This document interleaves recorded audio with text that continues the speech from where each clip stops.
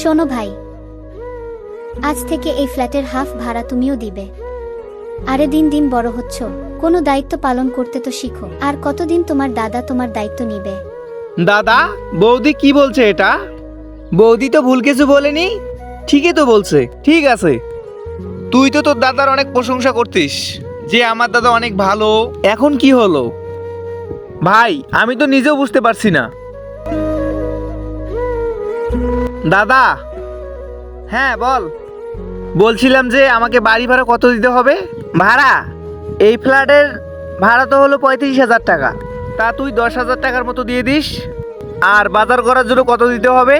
বাজারের জন্য তো 7-7.5 লাগে, তুই 3,000 টাকা দিস। কিন্তু দাদা, আমার তো স্যালারি 16,000 টাকা, তার মধ্য থেকে 13,000 টাকা যদি তোকে দিয়ে দেই তাহলে আমার কাছে কি থাকবে? পরবর্তী ভিডিও পেতে চাইলে চ্যানেলটি সাবস্ক্রাইব করে রাখুন।